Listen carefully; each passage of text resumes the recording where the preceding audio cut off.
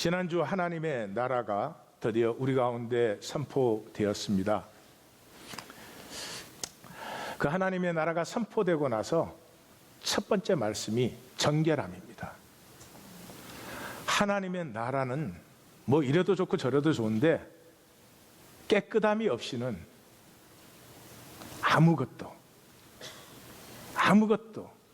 그것을 피어날 수도 없고 또 피어나서도 안 되겠지만 그렇습니다.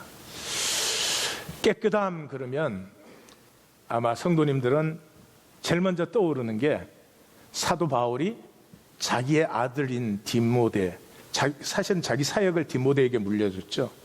그 디모데에게 쓰는 마지막 편지, 사도 바울의 생애 마지막에 쓴 편지에서 디모데에게 부끄러울 것 없는 일꾼으로 자신을 하나님께 드리기를 힘쓰라 이렇게 당부를 하면서 예를 들어줍니다.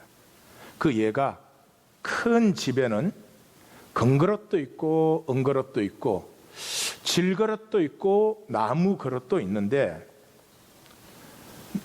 어떤 그릇을 귀하게 쓰느냐? 깨끗한 그릇이다. 뚝배기는 질그릇에 담아야 제맛이 되는 것이고요. 뚝배기를 금그릇에 담으면 그 뚝배기 맛이 없어지는 거죠. 그러니까 하나님 앞에 금그릇, 은그릇이 귀하게 보이는 건 우리고 하나님이 우리를 다 다르게 만드셨어요. 다르게 만드셨는데 그 다르게 만들어진 우리가 어떻게 쓰임을 받느냐? 두말할 것도 없이 인생의 최고의 복은 하나님께 쓰임 받는 거예요.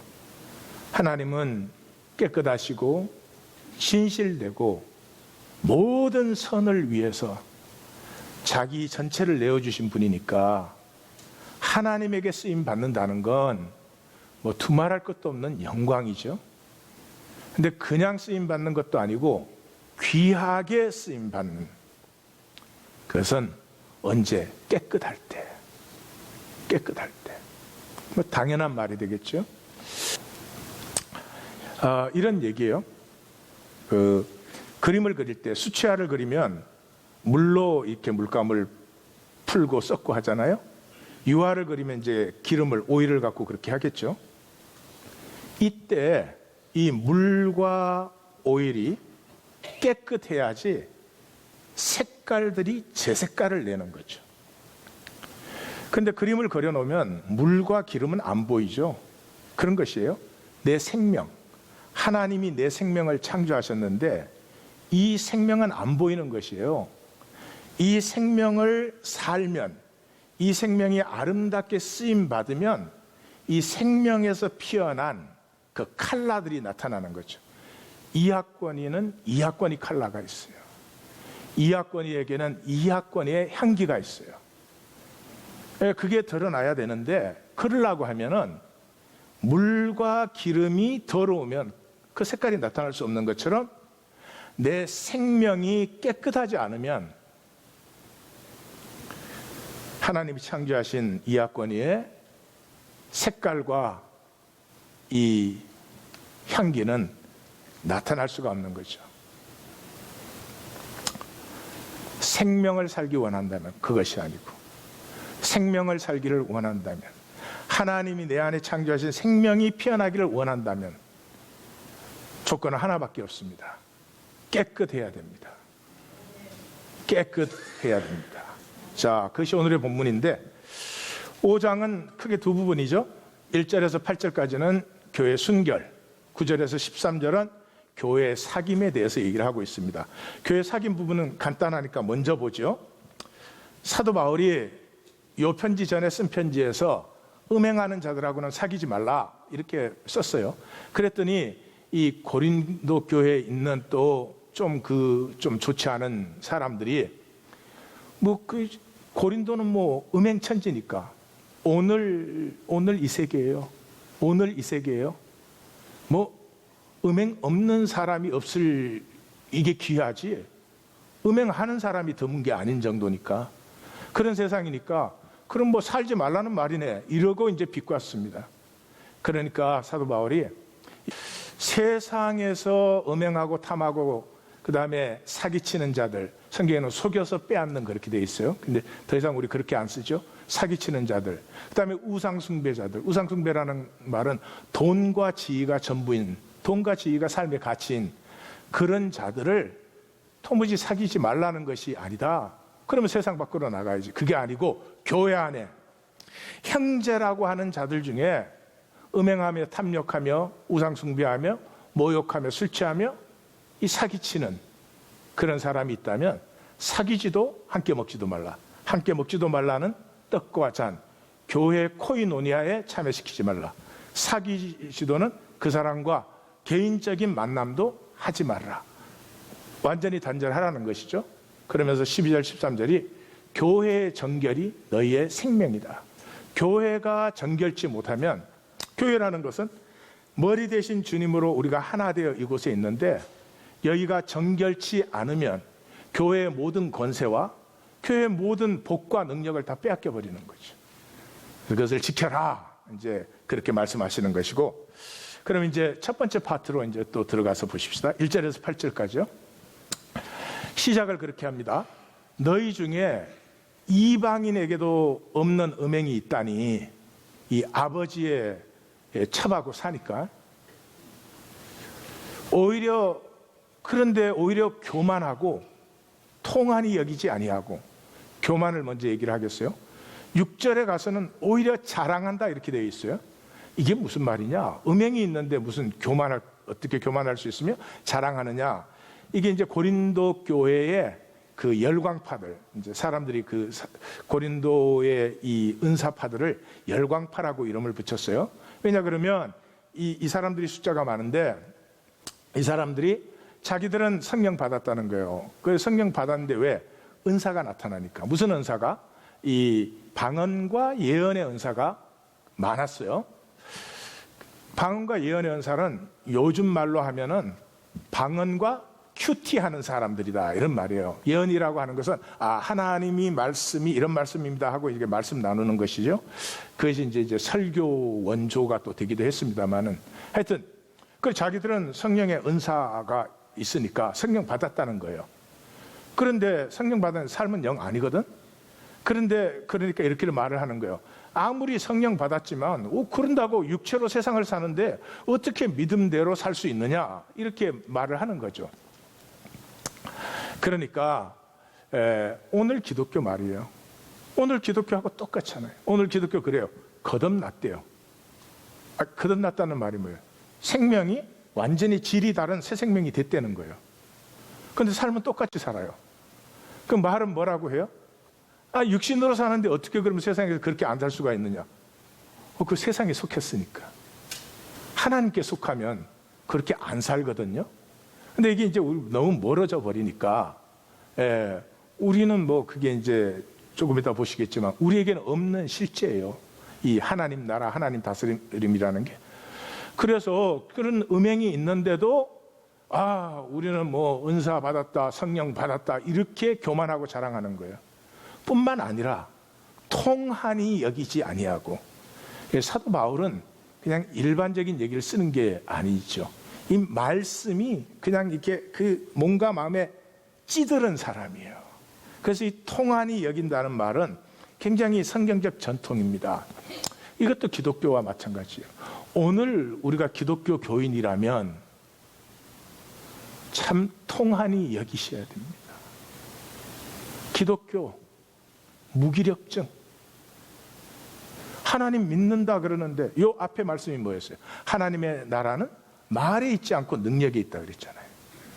자, 무슨 능력인지는 좀 이따 보겠어요? 말은 있어. 근데 능력은 없어요.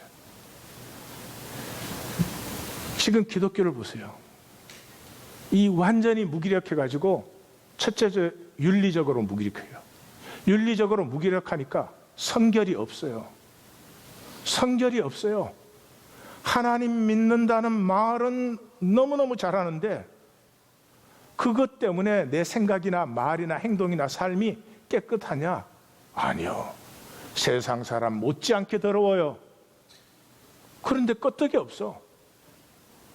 아니, 내 자식이 만약에 그 귀한 삶을 저렇게 값어치 없이 산다 그러면 얼마나 가슴이 아프겠어요. 그 이상이지. 근데 통한이 여김이 없어요. 그 다음에 본질적으로 무기력해요. 본질적으로 무기력하다는 말은 생명을 살지 못해요. 우리를 보고 뭘 잘해달라는 게 아니거든요. 하나님이 너희는 내 생명으로 창조했다는 거죠. 그래서 너희 삶에서 내 생명이 피어나면 그 생명의 아름답고 귀함과 그 가치, 영광스럽다는 거죠. 그런데 그런 삶을 우리가 전혀 못 살지 않아요? 그러면 아파야 돼요. 그런데 이 통한이 여김이 없어요. 여러분, 이 대표적인 이 통함이 여김이 어디서 나와요? 에스라 때가 어쩐 때예요? 하나님이 그렇게 생명의 삶을 함께 살아라 그래도 그 살지 않고 자꾸 종교 만들어가지고 나는 너희의 재물에 질렸다. 그 재물 좀 그만 가지고 오라. 선지자들을 통해서 그렇게 말을 하는데도 계속 종교 생활만 하지 그 자기들이 가지고 있는 그 생명을 피워낼 생각도 못하죠. 그래서 하나님이 할 수 없이 나라를 폐하고 백성들을 흩으시고 자기 성전을 허물어 버렸잖아요. 그리고 포로로 70년을 보냈다가 돌아오게 했는데 이 돌아온 사람들이 또 종교를 만드는 거죠. 그래서 하나님이 말라기 통해서 너희에게는 더 이상 할 말이 없다 그랬어요. 그 말씀이 끊어지자마자 신나게 더 종교를 만들어가지고 만든 게 오늘 유대교예요. 유대교는 땅의 기름짐에 대해서는 도사들이에요.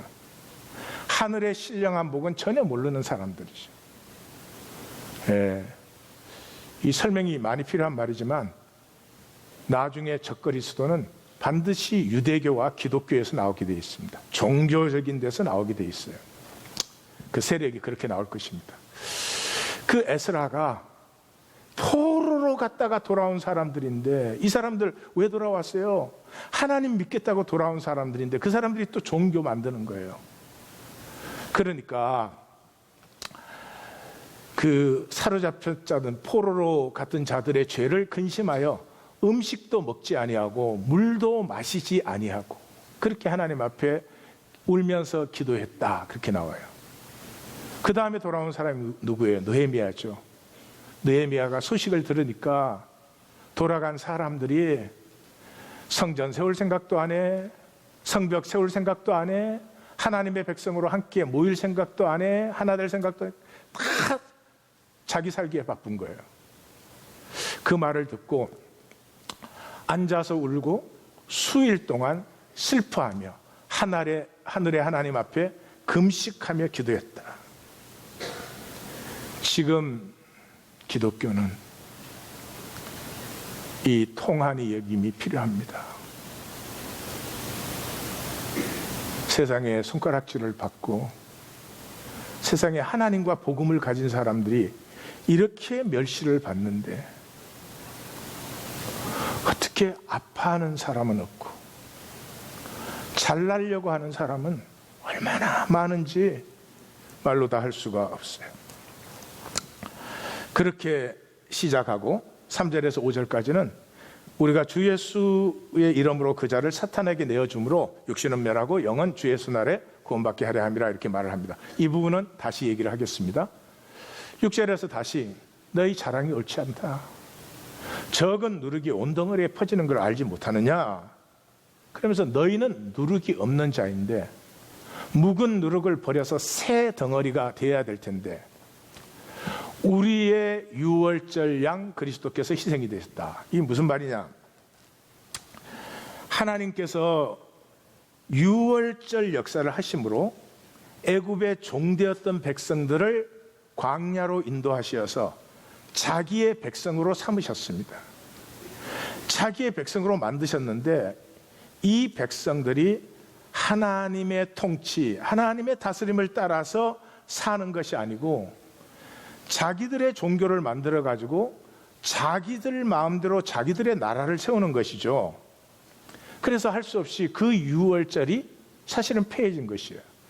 그래서 그리스도를 보내서 그리스도가 다시 한번 유월절 양이 되심으로 말미암아 하나님께서 새로운 자기 백성을 일으키고 계신다.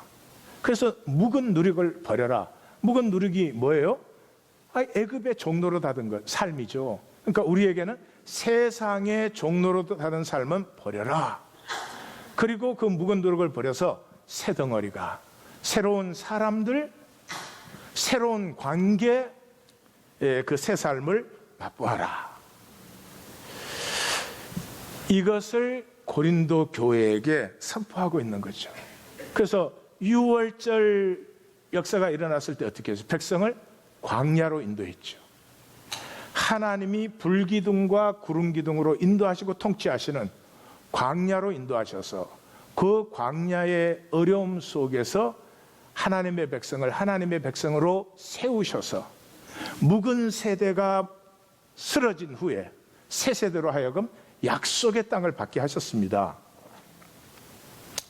그것이 다 폐해졌기 때문에 예수 그리스도로 새 역사를 이루신다, 이런 말이죠. 그래서 우리가 유월절을 지키되 묵은 누룩이나 악한 누룩으로 하지 말고 오직 순전함과 진실함의 떡으로 해라. 그런데 6절, 7절, 8절에 성도님들이 누룩이라는 말 대신에 에고를 넣어보시면 뜻이 기가 막히게 잘 통합니다. 에고, 너희의 자랑이 옳지 않다. 적은 에고가 온 덩어리에 퍼지는 것을 알지 못해. 적은 에고가 자기를 버리고요, 관계를 버리고 교회를 버리고 이래요. 그래서 너희는 에고가 없는 자인데 묵은 에고를 버려서 새 생명을 살아라. 왜? 우리의 유월절양 그리스도께서 유월절양으로 희생이 되셨다. 이제 묵은 에고, 악한 에고 다 버리고 우리가 깨끗함으로, 순전함과 진실함으로 우리가 떡과 잔을 나누자. 너무 의미가 잘 통하죠. 그러니까 이 1절에서 8절의 의미는 그것입니다. 그리스도로 욕망의 더러운 세상에서 분리된 우리, 오직 순결함으로 교회의 생명 권세를 지켜라. 이것이 이제 1절에서 8절까지 하는 말입니다. 근데 아까 3절에서 5절을 이렇게 뛰어넘었죠. 왜냐 그러면 거기 보는 것은 조금 주의가 필요해요. 왜? 당연한 말인데 우리에겐 이해가 안 돼요. 왜냐 그러면 말이라고 하는 것은 항상 전제가 있습니다. 제가 지금 이렇게 말씀드리고 있는 것은 성도님들이 하나님의 말씀을 듣기를 원해서 나왔다는 전제하에 제가 이렇게 하는 거거든요. 예.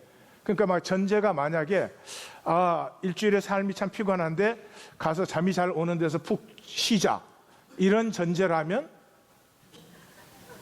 좀 내용이 달라지는 거죠. 그죠? 그러니까 말은 말 자체는 의미가 되지 않습니다. 그 말을 어떤 전제 안에서 하고 있느냐 하는 게 중요한 것이거든요. 근데 오늘 말씀은 평범한 말씀인데 이해가 안 가는 이유가 전제가 사도 공동체 때와 지금 기독교가 너무나 다르기 때문에 이해가 잘 안 되는 말이에요. 그래서 먼저 3절을 보겠습니다. 3절에 이렇게 말해요. 내가 실제로 몸으로는 떠나 있으나 영어로는 함께 있어. 알듯 말듯해요, 의미가. 영어로는 함께 있어. 거기 있는 것 같이 이런 일 행한 자를 이미 판단하였다. 이래요.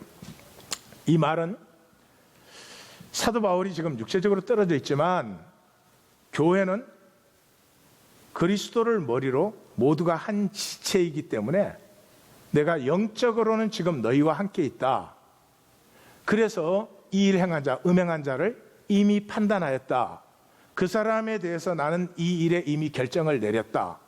근데 왜 같이 있는데 자기가 결정을 내려요? 자기가 사도니까. 그래서 이 3절에는 교회가 하나된, 교회가 하나이라는 것과 자기가 그 교회의 사도로서 이 일을 결정했다 라고 하는 전제가 거기에 들어있어요. 거기까지는 좀 쉽지요. 그 다음에 이제 4절과 5절로 가면은 이게 조금 더 헷갈리기 시작합니다. 자, 4절에서 주 예수의 이름으로 너희가 내 영과 함께 모여서 주 예수의 능력으로 이런 자를 사탄에게 내주었다, 이래요. 그러니까 여기에 보시면 알겠지만은 그 당시에는 이제 황제가 다스리잖아요. 어떤 일의 결정을 뭘로 해요? 황제의 이름으로 결정하죠. 결정된 것을 시행하는 것은 뭘로 해요? 황제의 능력과 권세로 이를 집행하는 것이죠. 그러니까 여기에 주 예수의 이름으로 함께 모여서 결정했고, 주 예수의 능력으로 이런 자를 사탄에게 내주었다 하니까 이 말 속에는 지금 우리를 다스리는 왕은 예수님이지 황제가 아니다 하는 것이 전제되어 있어요. 근데 말할 필요가 없으니까, 당연한 전제니까 그 설명을 하지 않는 거죠. 그까지는 조금 또 이해가 또 갈 수가 있어요. 근데 진짜 이해가 안 가는 것은 결론 부분이에요. 이는 육신은 멸하고 영은 주의 날에 구원을 받게 하려 함이라. 멸하고, 육신은 멸하고 할 때 이 멸하고가 사르스 그런 단어입니다. 육신은 사르스고 멸한다는 말은 올레테아스 그런 말이에요. 올레트라스라는 말은 딱 4번밖에 나오지 않습니다.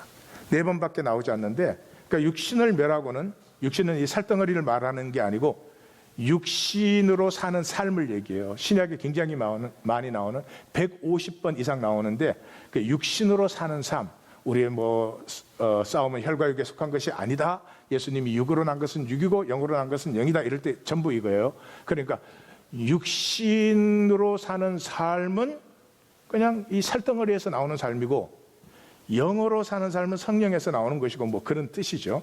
자, 그런데 이 육신은 멸하고 하는 말 속에 전제가 들어있는 거죠. 무슨 전제가 들어있어요? 이 세상은 사탄이 통치하는 아기수라장이다. 제가 이제 그렇게 표현을 해봤어요. 아기수라장이다. 무슨 말이냐 그러면, 사탄이 통치하면 우리를 아름답게 하고 복되게 하고 가치 있게 할까요? 사탄이 통치하면 괜히 싸워요. 아니, 자기는 이유가 있는 것 같이 괜히 싸워요. 아니, 누가 됐든지 다 연약하게 살잖아, 이 땅에. 싸울 이유는 없지. 근데 싸우고 대립하고 미워하고 시기하고 다투고, 심지어 가족으로 만나서도. 잘 생각해 보세요.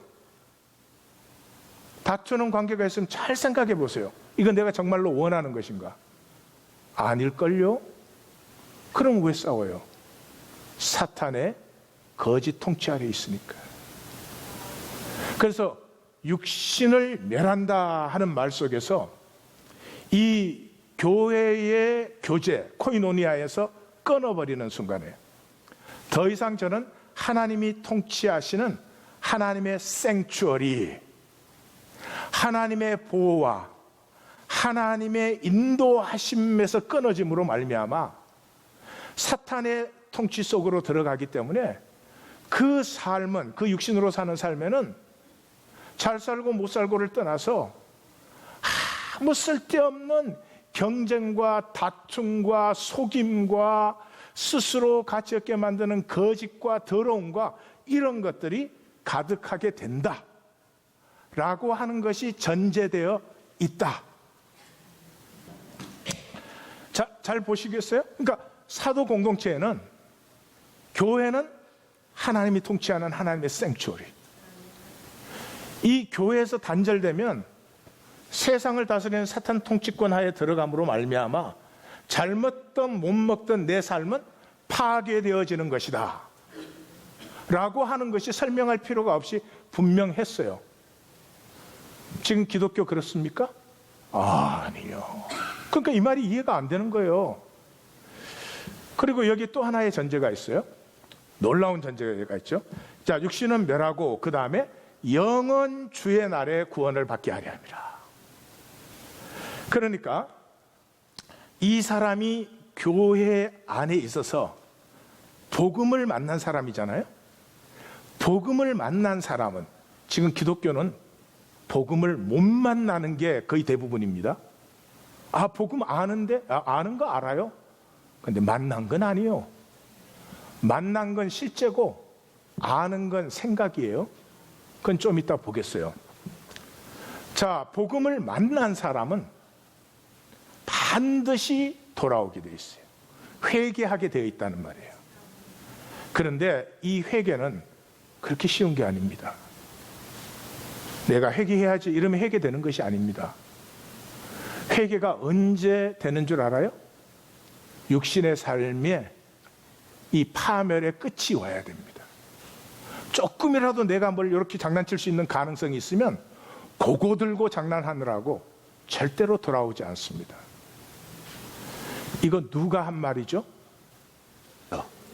예수님께서 어디에서? 네? 그렇죠. 탕자의 비유. 생각에 쏙지 마세요. 생각은 이러잖아요. 탕자가 나가서 고생 좀 하고 어려워지면 금방 돌아올 것 같죠. 절대로 안 돌아옵니다. 나에게서 눈꼽만한 가능성이라도 있으면 그걸 갖고 장난치는 걸 좋아하지 하나님 앞에 무릎을 꿇지 않습니다. 그래서 어쨌든 복된 거죠. 만약에 복음을 만났다면 육신은 교회에서 끊어버림으로 그 멸망의 삶 속으로 들어갑니다. 여기 멸망이라는 것은 천국과 지옥을 얘기할 때 그런 멸망이 아니에요. 조금 이따 이제 제가 그 말씀을 보여드리겠지만은 영원 주 예수 날에 구원을 받게 하려 함이라. 여기 전제가 세상은 사탄의 통치, 하나님께서 자기 백성들을 광야지만, 광야는 편한 데가 아니죠. 광야지만 그곳에서 생명력, 광야 우리가 구약에서 이미 봤죠. 하나님이 왜 하나님의 사람들은 다 광야로 인도하시나? 광야에서 생명력, 생명이 피어나고 그 생명이 열매 맺는 곳에 반드시 코이노니아가 이루어지고, 그러한 하나님의 그 인도와 다스림과 보호와 지키심과 축복하심에서 끊어진다고 하는 것이 분명했습니다. 기독교는 그게 아니죠. 우리에게는 잃어버린 실제죠. 자, 그런데 이 육신을 멸한다고 하는 말에 이 멸한다는 말이 가장 잘 표현되어 있는 것이 디모데 6장 9절 10절이에요. 디모데 6장 9절과 10절을 보시면은 부하려 하는 자들은 시험과 올무와 여러 가지 어리석고 해로운 욕심에 떨어지라니 곧 사람으로 파멸과 멸망에 할 때 저희가 올드라스라고 하는 똑같은 단어가 4번밖에 안 써진 단어예요.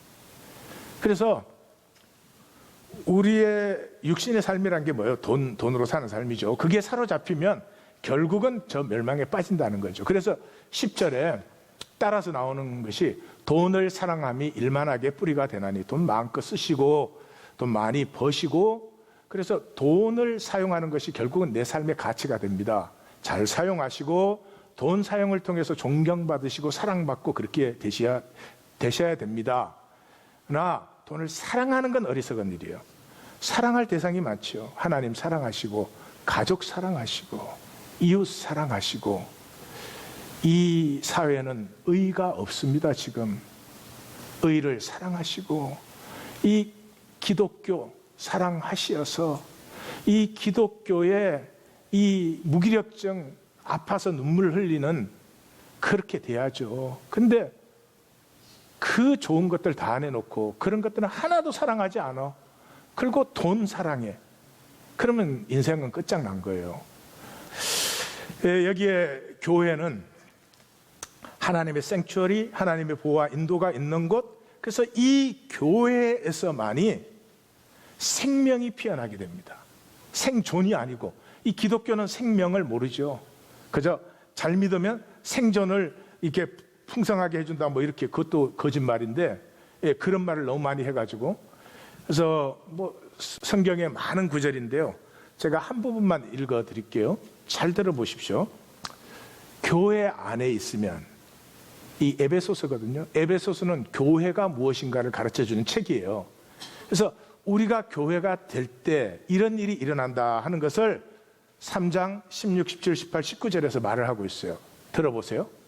그의 영광의 풍성함을 따라 그의 성령으로 말미암아 너희 속사람을, 우리 안에 있는 생명, 속사람을 능력으로 강건하게 하시오며 믿음으로 말미암아 그리스도께서 너희 마음에 계시게 하시었고, 속사람의 비밀, 너희가 그 그리스도, 우리의 속사람 되신 그리스도의 사랑에 뿌리가 박히고 터가 굳어져서 능히 모든 성도와 함께 지식에 넘치는 그리스도의 사랑을 알고 그 너비, 그 길이, 그 높이, 그 깊이가 어떠함을 만났기에, 체험해 알기에 하나님의 모든 충만한 것으로 너에게 충만하게 하시기를 구하노라.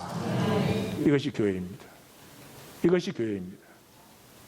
기독교는 잃어버린 실제가 되었어요. 우리의 실제를 붙들고 사시면 안 됩니다. 아직 우리에게 그 실제가 다 열리지 못했어도 하나님의 약속을 붙드십시오. 하나님의 약속을 붙드십시오. 붙으신다는 말은 그냥 두 가지예요.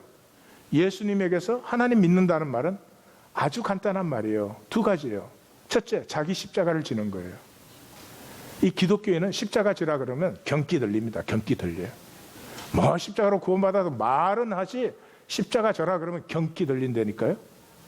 근데 십자가 안 지면 어떻게 하겠다는 거예요. 자, 이하권이가 창조됐어요.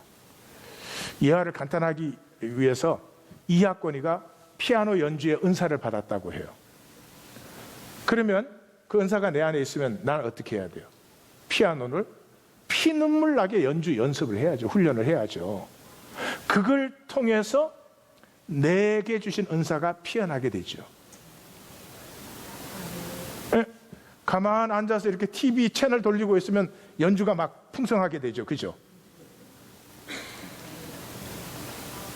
그게 내 십자가예요.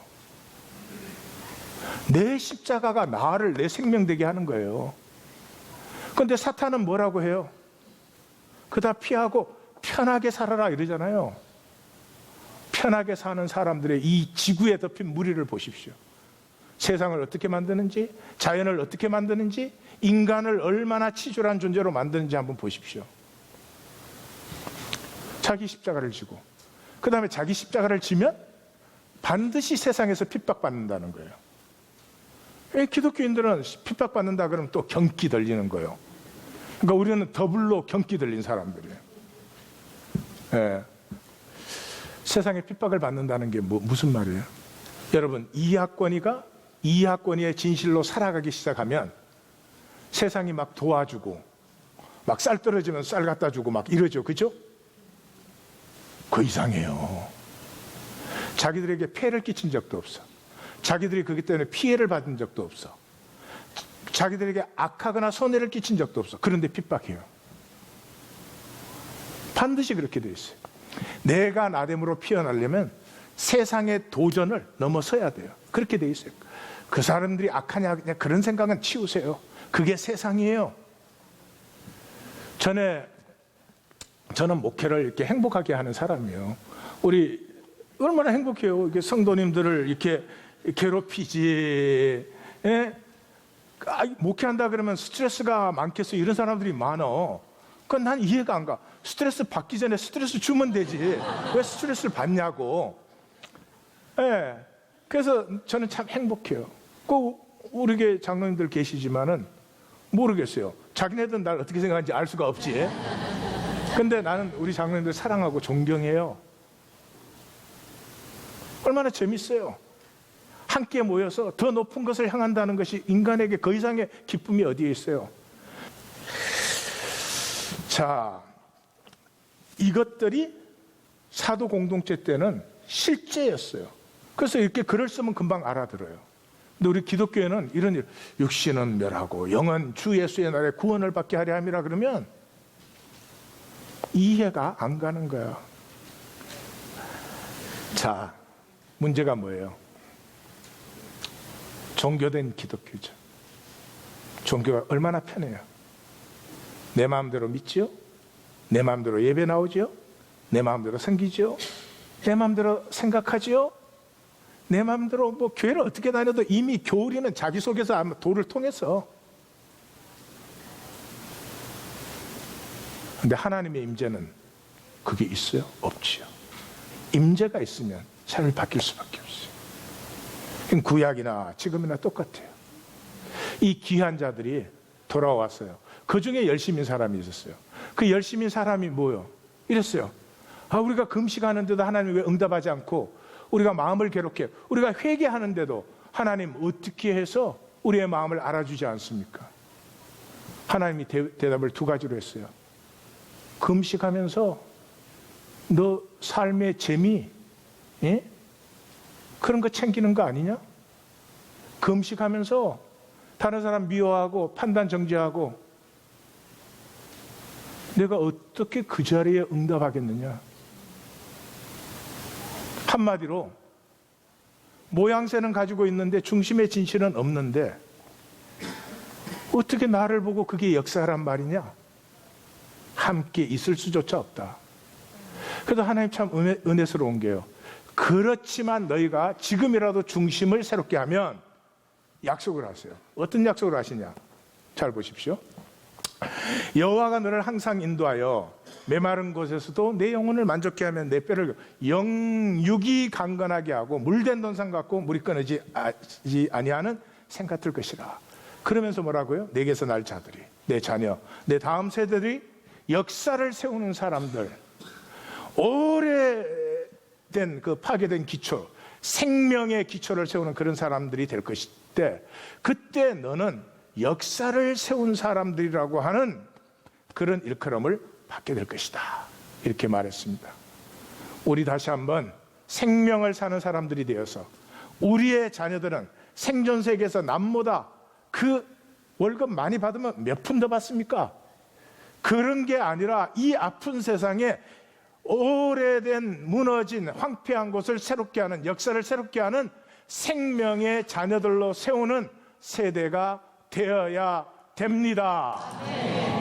그때 우리를 역사를 세운 사람들이라 이렇게 사람들이 일컬을 것이라 이 말이죠. 자, 이 모든 것의 중심은 딱 한 가지입니다. 깨끗함입니다. 하나님이 우리 안에 생명을 창조하셨습니다. 이 생명이 피어나는 길은 나의 능력에 달려있지 않습니다. 내가 얼마나 똑똑하느냐에 달려있지 않습니다. 심지어 내가 얼마나 하나님을 잘 믿느냐에도 달려있지 않습니다. 내 생명이 하나님의 생명과 접붙어서 하나님 안에서 하나님 창조하신 영광이 피어나는 길은 깨끗함밖에 없습니다.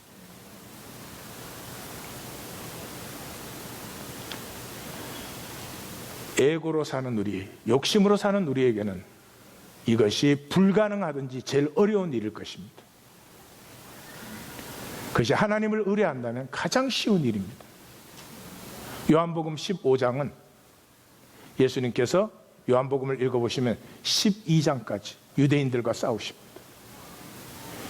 요한복음을 읽어보시면 그 유대인들이 예수님을 미워서 죽으려고 해요. 심지어 예수를 따르던 사람들까지도 그를 떠나고 돌로 치려고 하고 그렇게 합니다. 13장에 딱 들어서면서 예수님은 유대교와 딱 분리시켜버립니다. 자기의 제자들만 딱 데리고 앉아서 13, 14, 15, 16, 17 5장, 이게 요한복음의 절정의 부분이에요. 그 13장에 딱 들어서면 예수님이 가룟 유다를 밖으로 내보냅니다. 오늘 사도 바울이 그런 자를 너희 중에 두지 말라 그랬죠. 밖으로 내보냅니다. 그리고 5장에 담화가 이렇습니다. 이 중에서 15장이 중심입니다. 15장을 제가 다 설명드릴 수가 없는데 15장의 핵심은 3절에 들어있습니다. 3절이 이것입니다. 너희는 내가 일러준 말로 이미 깨끗하였으니. 내가 포도나무요 너희가 가지인데, 가지가 포도나무에 붙어있으면 열매를 당연히 맺죠. 그런데 이 붙어있는 조건은 딱 하나라는 거죠. 깨끗해야 됩니다. 깨끗하지 않으면 생명은 접붙어 있을 수가 없죠. 깨끗함은 하나됨의 유일한 조건이고 절대적인 조건입니다. 이 깨끗함이 있을 때요, 하나가 되고 친구가 돼요. 이 무슨 말이냐? 내가 너희에게 내 말씀으로 깨끗하게 되어서 접붙어 있으라 하는 얘기를 하는 것은, 예수님이 내 기쁨이 너희 안에 있어 너희 기쁨이 충만케 하려 함이라, 이렇게 말을 해요. 그러니까 너희가 내게 접붙어 있으면 이렇게 기쁨이 충만하게 되는 거예요. 그 기쁨이 충만하면 뭐가 되느냐? 서로 친구가 되어져요. 친구가. 어떤 친구가 되어지느냐 그러면 생명까지도 서로 나누어주는 그런 친구가 돼요. 이게 무슨 말이냐 그러면, 애를 낳았어요. 애를 낳았는데 엄마가 이렇게 애를 보는데 애 표정이 맨날 예배 드리는 성도님들의 표정 같아요.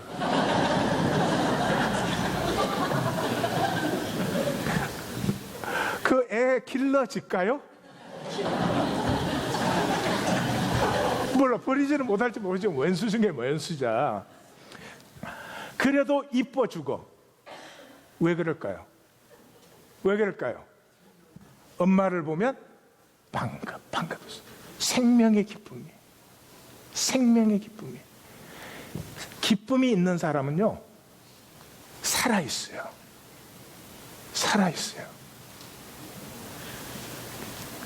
15장. 시간이 있으면 제가 설명을 좀 깊게 해드리고 싶은데, 생명의 비밀이에요. 생명을 살려면 딱 한 가지, 깨끗함이 있어야 돼요. 깨끗함이 있으면 서로가 통하기 시작해요. 이 통함은 반드시 기쁨이에요.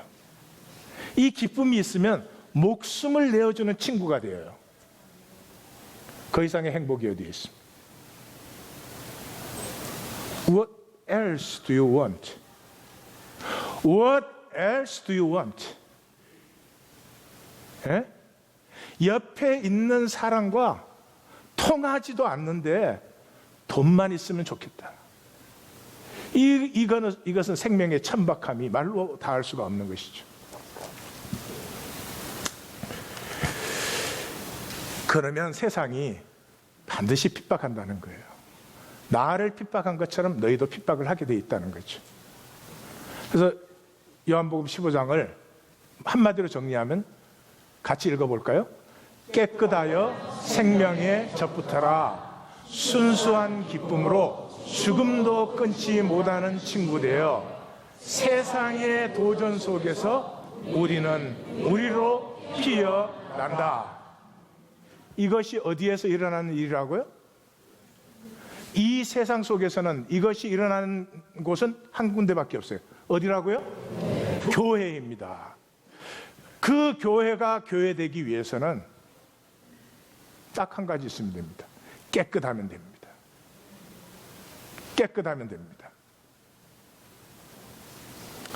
깨끗함에 대해서 제가 세 가지만 말씀드리고 마치겠습니다. 깨끗하면 소자를 사랑해요. 예수님이 하나님 나라를 한마디로 이렇게 말해요. 소자를 영접하는 자가 나를 영접하는 것이고 나를 보내신 이를 영접하는 것이다. 깊은 말씀이에요.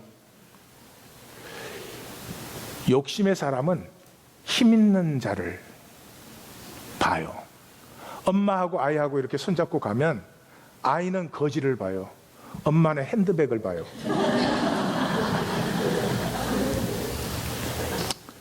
이 땅에서 가장 작은 자가 누군 줄 아십니까? 하나님이에요.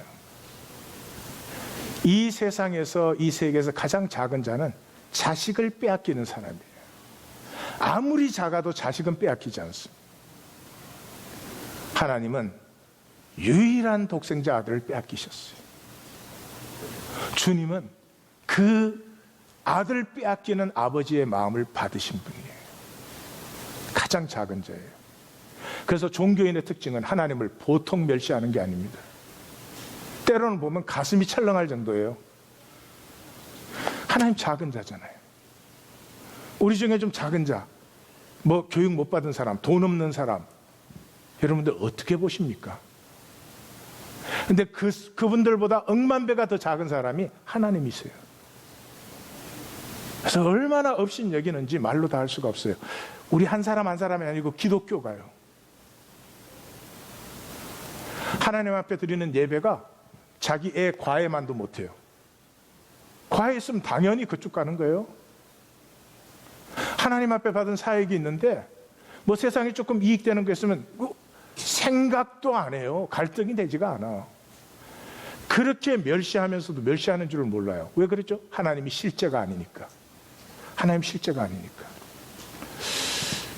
제가 하나 여쭤보십시다. 우리 성도님들은 하나님의 복을 받고 싶으세요? 하나님의 복을 받고 싶으세요? 그러면 제가 말씀드릴게요. 하나님은 모든 실제의 복을 주시는 분이에요. 악한 자와 선한 자에게 똑같이 복을 주세요. 그게 하나님이세요. 실제면 복을 주세요. 그런데 가짜에는 하나님의 복이 통할 수가 없어요. 하나님이 진짜니까. 그게 무슨 말이냐? 여러분, 산신령 아시죠? 그죠? 산신령이 실제입니까? 아닙니까? 실제입니까? 아닙니까? 실제 아니지. 근데 산신령 얘기할 때 이 실제 아니다 이런 생각해요? 그 실제처럼 생각을 해요. 산신령이 실제가 아니죠. 생각하고 말하고 다 하지만 실제가 아닌 걸 알아요. 왜 실제가 아니에요? 내가 생각하고 말하고 행동할 때 내게 변수가 아니니까. 그런 분 있어요? 이 운전하러 나가다 말고 가만히 있어. 산신령님에게 내가 잘했나? 이런 분 있어요? 없어요. 생각 속에 존재하지만 전혀 변수가 아니에요. 그럼 기독교인들에게 하나님은 변수일까요? 아닐까요? 내가 말하는데, 내가 생각하는데, 내가 어떤 걸 결정하는데 하나님이 변수십니까? 아닙니까? 이번에 이렇게 여쭤보겠습니다. 내가 어떤 생각을 하는데, 말을 하는데, 행동을 하는데 돈은 변수입니까? 아닙니까?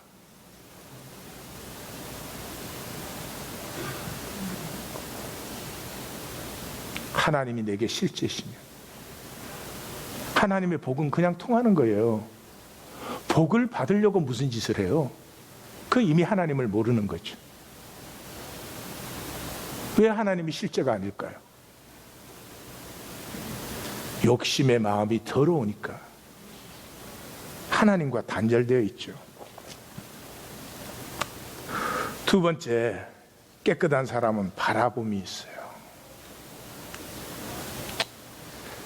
마음이 깨끗하지 못한 사람은 욕심, 깨끗함의 반대가 욕심이에요.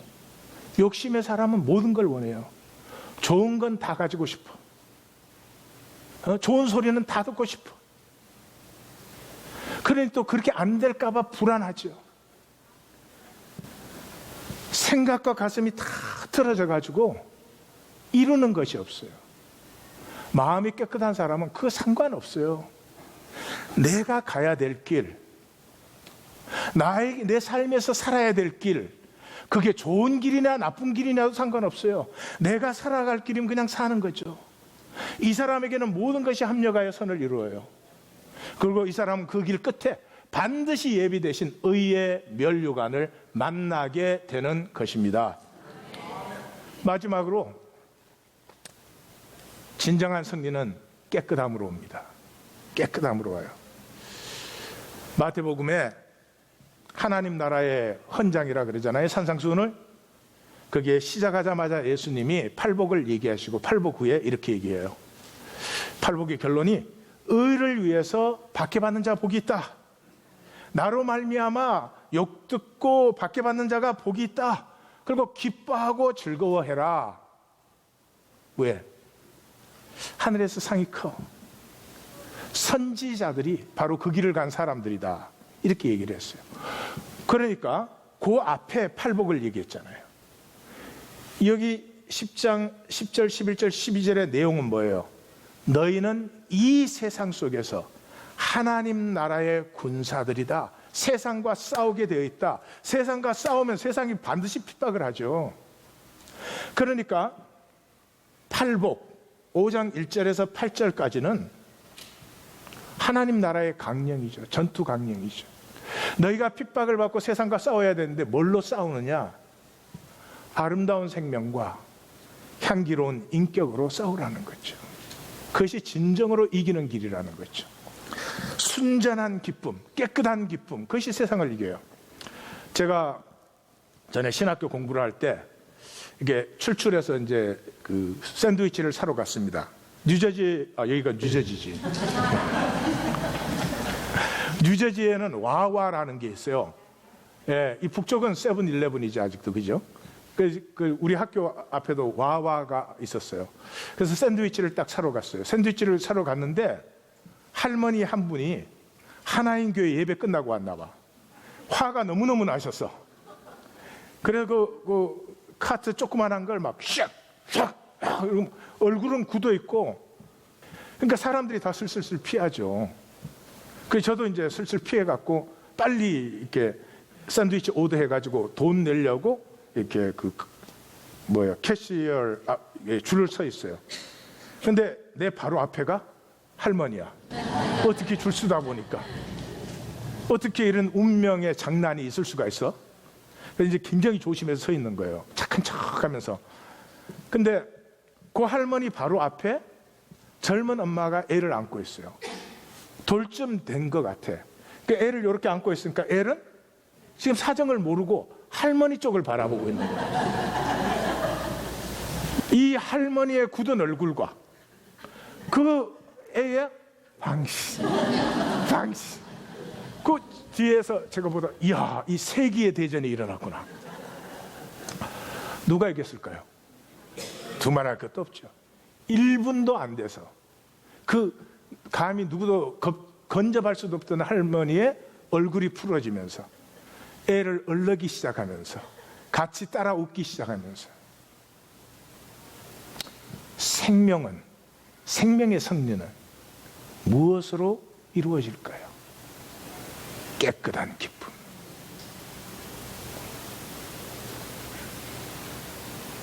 예수 이름으로 하나님의 교회라고 모였는데 깨끗함이 없으면, 무엇이 되었든지 거기에 욕심의 더러운 뿐이라면 그게 어떻게 교회의 권세와 능력이 나타날 수가 있겠습니까?